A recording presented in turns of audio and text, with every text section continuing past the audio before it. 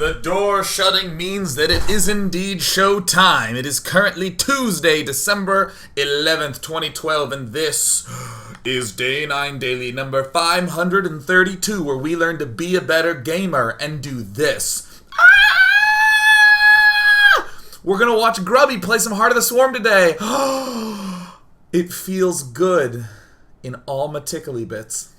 I'm really excited because, I was thinking earlier today that I have played or watched StarCraft every single day since beta came out, with a couple of exceptions, like when the power went out in my house for a day.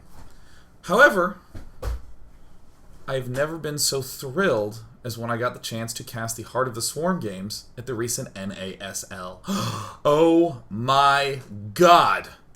The new units, the new additions, the new changes are so mind-bogglingly boner-inducing, metaphorically speaking, and occasionally not, that I am delighted to count down to March 12th.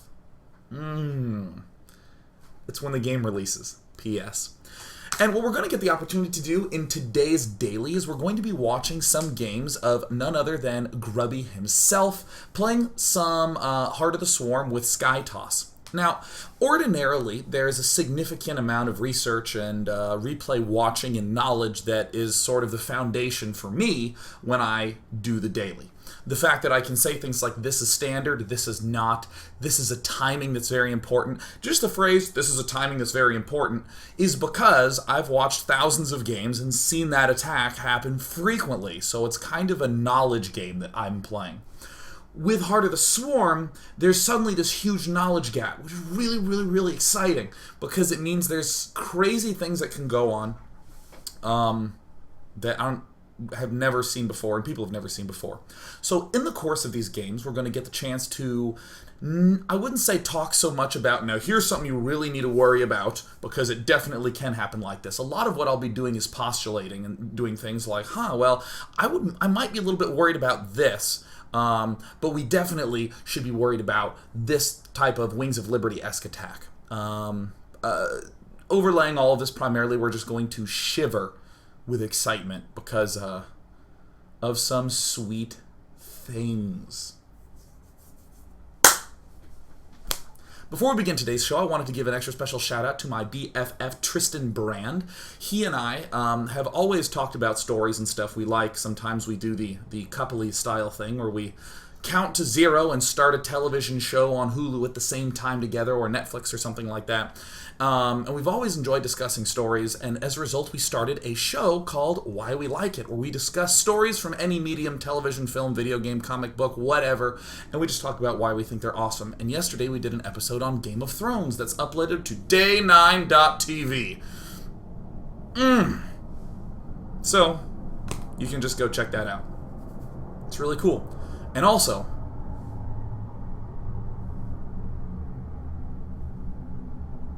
anyone else hear that very loud noise? Alright, I have no idea what that's about. Also, I'd like to give an extra special shout out to probably my all-time favorite Let's Player, Man vs. Game, who has a fantastic show at twitch.tv/Man vs. Game. MANVS Game. He streams 5 days a week, and oftentimes a lot more than that, and he is hilarious.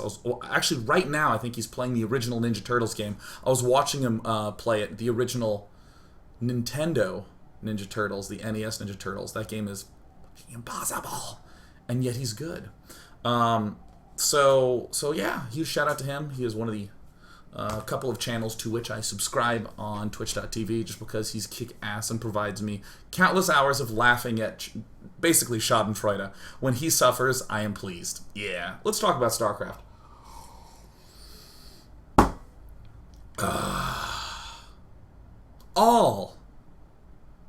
Well, maybe not all of you, but some of you know the following story of a man by the name of Grubby.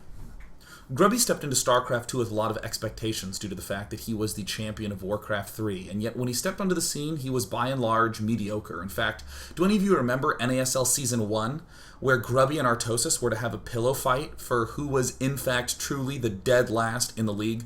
Now, since that point in time, Grubby has become one of the premier players just by sheer force of will and practice and being a general badass. And with Heart of the Swarm coming out, I'm delighted that he's provided me with some sweet replays. Now we have a Zerg versus Terran, or excuse me, a Protoss versus Terran, a Protoss versus Zerg, and Protoss versus Protoss.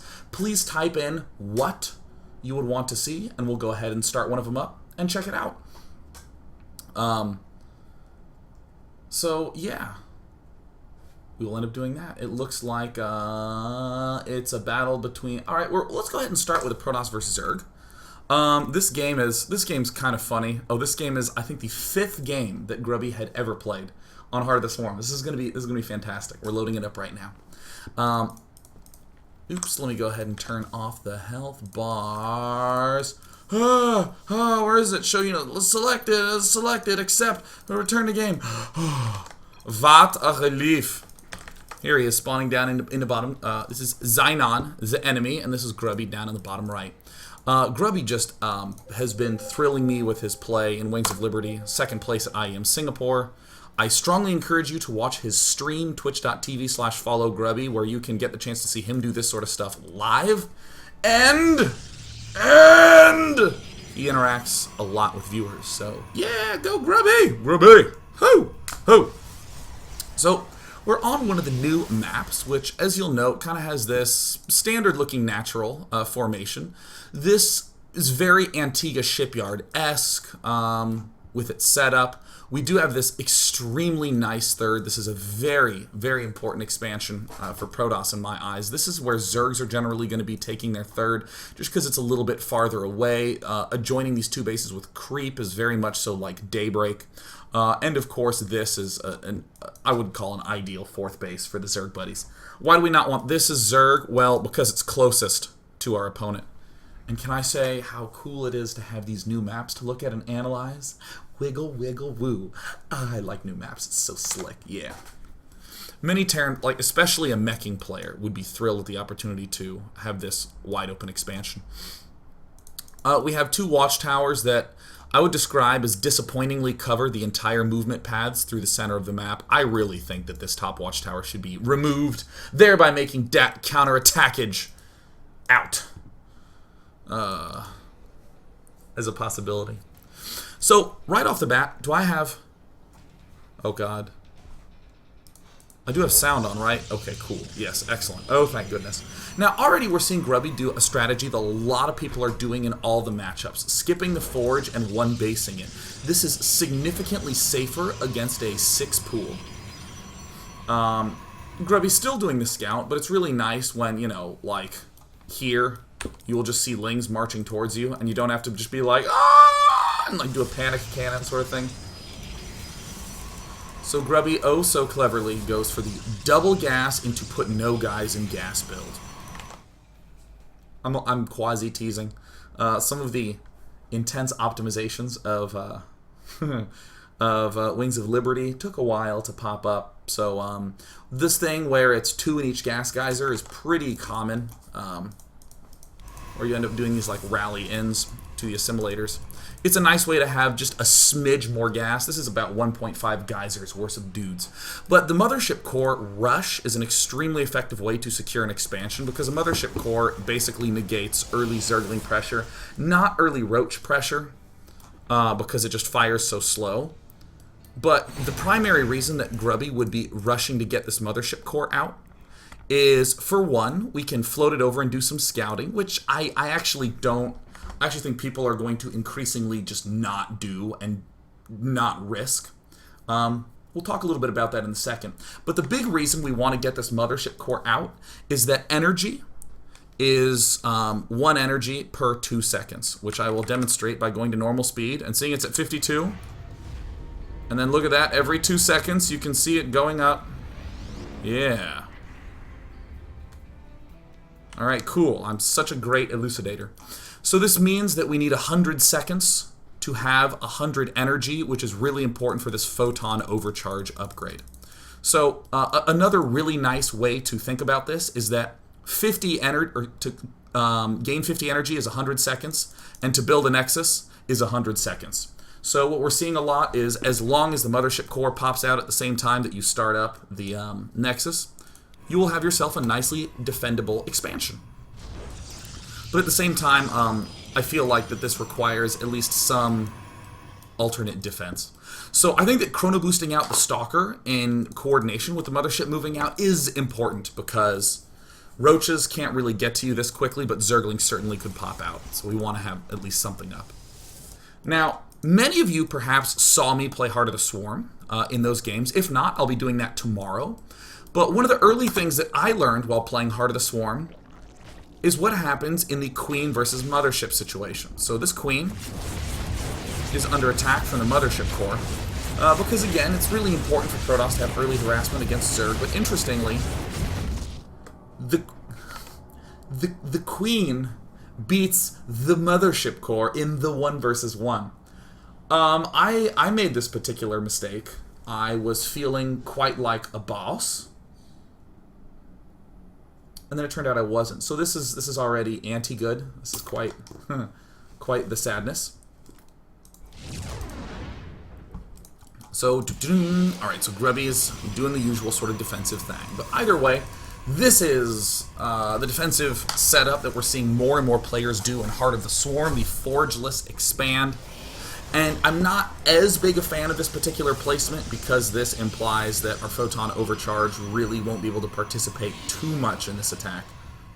But the range has changed so much. It just says into a long-range powerful weapon, so I'll never know. But either way, what is fortunate about the Mothership core is that once you have this sort of defense established, if you're feeling comfortable enough, then you can do these things where you just sweep in and skirt the edges. Or you can be like Grubby and just try to go in and kill the Queen. Awesome. Now, ladies and gentlemen, I'm sure you have seen the Oracle. Oh, by the way, 13 range, so I guess I was mistaken. 13 range is what the Photon Overcharge does. The Mothership core can turn this Nexus into a cannon that has range 13, so it should be right to about this little border here. So I guess that works out great. This is freaking hilarious versus Terrans. I actually literally cannot stop laughing when I'm doing this against a Terran player. But because Grubby is doing his usual air thing, and by usual I mean he's Protoss and people just love the Oracle, he's building up as many of them as fast as humanly possible, because they're ridiculously good with the Pulsar Beam. And you're actually quite safe against early pressure with this early double Oracle play, especially because they only take 50 seconds. The big thing that I've been seeing a lot when players do this is that, for one, Oracles can't shoot up, so I really don't mind this early cannon, especially upon seeing the early layer. And two, because this is an even mineral gas ratio, you'll end up with a flood of minerals. So I'm actually torn about doing something a little bold, like taking an expansion right now. This is something that was quite popular when players were doing early Stargate pressure in Wings of Liberty. You'd see players go for around the 4-gate, 1 Stargate, very fast third base. People kind of wean themselves off that because of the pressure that just plain old good Zergling harass could do. However, if you are going for this sort of Oracle style play, and most importantly, because you have the Mothership to be able to do the Photon Overcharge, I actually think that taking an expand right around now is an excellent, excellent play in Heart of the Swarm. Like, really excellent. This cannon, again, I like because of this early layer, but I definitely think that a Nexus could be squeezed in. My voice is so hoarse. I was doing all the excited screaming at NASL, so I kind of blew it out.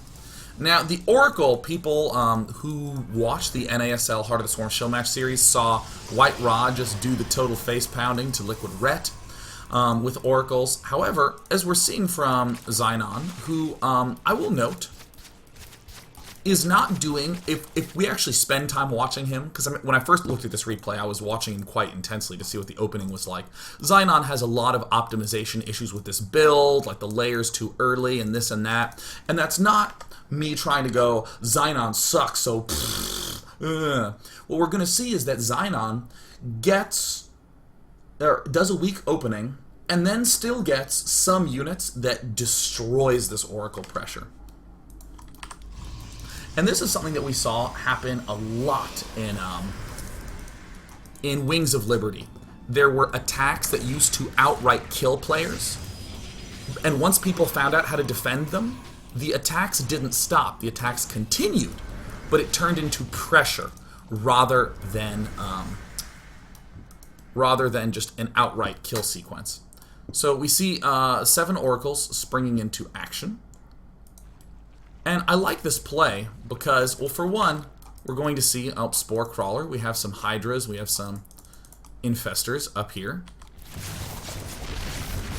We do see that oracles kill stuff really fast, but in essence are kind of paperweights against any moderately positioned army. However, what's really nice is that if our opponent went for roaches, we would kill him really badly. Again, for reference, go watch the NASL Heart of the Swarm show match between Liquid Ret and White Raw.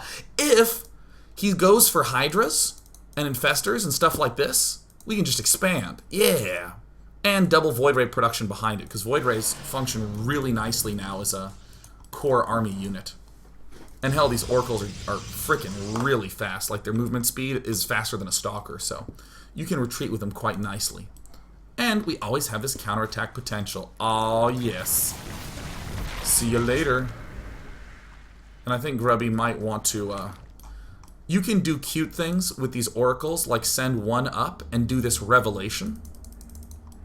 And do a revelation right by their ramp, or even at this hatch, and you can see units coming up. So that way you can do a very effective oracle harassment. Revelation is sweet. Oh yeah, and look at the time bomb for retreats. Yes.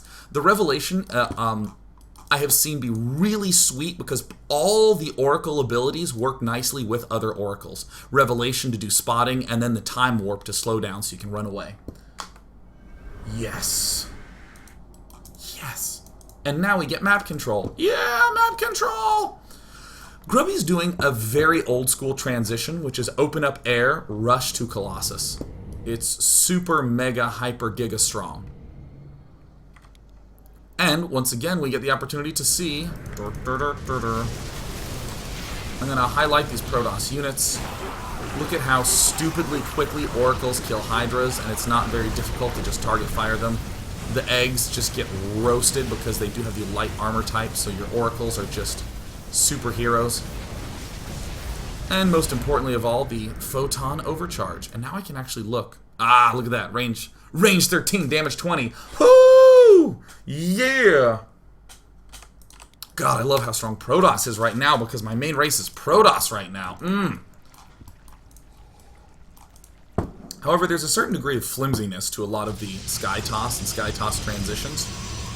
Let me tell you a story of transitions of modern-day Protosses versus Zerg. Very sleepy, so my eyes are quite gummy, but that's okay. I have this Swedish beer mug filled with delicious liquid water.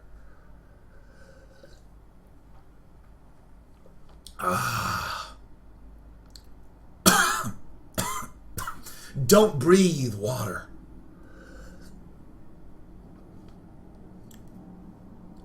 Once upon a time, Protoss players were opening up with aggressive airplay. And for a moment they stopped because very often the Zergs were counterattacking with mass roach and winning, a la Stefano versus Parting from the Red Bull Battlegrounds. So what did the Protosses do? They halted it and did only robo openings. However, Protosses got better and better and better, and suddenly we saw a resurgence of air openings with the ability to fend, and Protosses got a fast third base. How on earth were the Zergy buddies responding to this? Zergs would respond by instantly going for Infestor.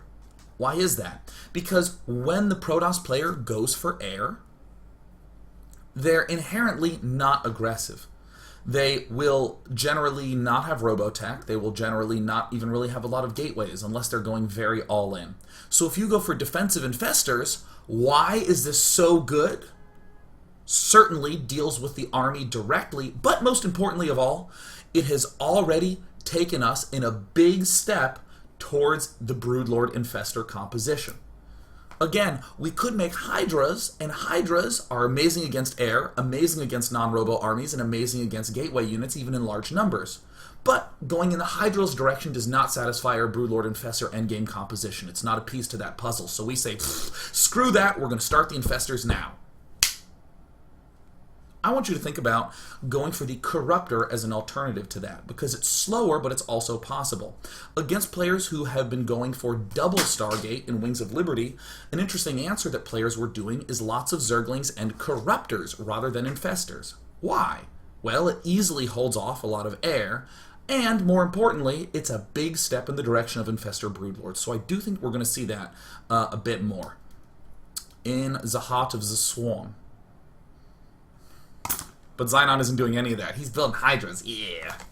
Hydras also, I think, are going to be a lot more useful because they have the Muscular Augments upgrade, which is speedy Hydras. But again, Xynon isn't playing as optimally as he could be.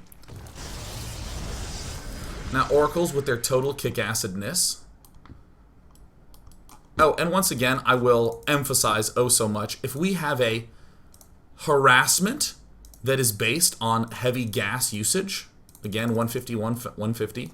And even as we're transitioning into something that has heavy gas usage, which would be a Colossus, we're seeing that Grubby can expand and build a lot of cannons and expand again. In fact, anytime a Sky Toss has that aggression advantage, can indeed go for that.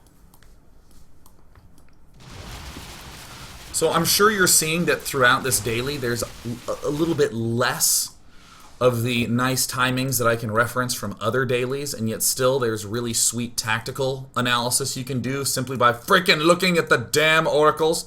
And of course, remember, at any time, Dark Shrine. Oh yes. We're gonna go ahead and wrap this bad boy up. The harassment is freaking brutal. This is it dying in normal speed. You'll notice that that's quite swift. Kills it off, looks real good, but unfortunately Grubby is going to lose every single Oracle. Even tries to throw down the Time Bomb to catch units, but does that only affect ground units? Oh yeah, it's ground unit only, so this actually was... that was apparently useless. This is awesome. So we have this very awkward composition of unupgraded Hydras, Roaches without speed, and we can still see that a pretty heavy Corruptor usage with a sort of weird mix of Mutals, which are generally considered weak because the Protoss is building lots of Phoenixes already, and slow everything with a low number of Infestors. Here it comes. This is what I would note about... This is not a factual statement, but again, in terms of just theory, and this is anecdotal evidence, players who are going for this Sky Toss transition will struggle against players not who are building oodles of Infestors, but I think rather players who are building oodles of Corruptors and or Mutalisks. Probably less Mutalisk because you can just do the double production. But, I mean, look at how badly this won on the air. Again, slow Roaches and slow Hydralisks and unrange Hydralisks and not that many Infestors. Total crushing of the air component. But remember, at any time, Dark Shrine, yes! Yeah! Oh, yes! Mm-hmm. So, at any time, Dark Shrine, the new mantra for all Protoss players, near and far. And if we had a Mothership Core, the harass that we could do. Oh, the harassment. I think I'm just going to go ahead and wrap this part of the daily up, because we're going to see Grubby clean things up easy peasy with his mass expandage and with his very mobile Sky Toss, emphasizing the Phoenixes now. Being able to be super mobile. Now remember, these have range 5, and they get +2 range from the Fleet Beacon. So Phoenixes are now the man. I think Broodlord Infestor will not be... really be significantly less scary as time goes on. Come on, Grubby, show us the goods. Oh, yes, here it comes. The Blade Man, Phoenixes. Phoenixes will cut you, man. I always imagine Phoenixes are each, like, really lanky, skinny, white thugs with pants too low and a switchblade saying, "I'll cut you, man." So we've just gotten the opportunity to look at a Protoss versus Zerg, emphasizing Sky Toss. In part 2, we're going to look at a PvP. I'm so happy. I love the Protosses. Yeah.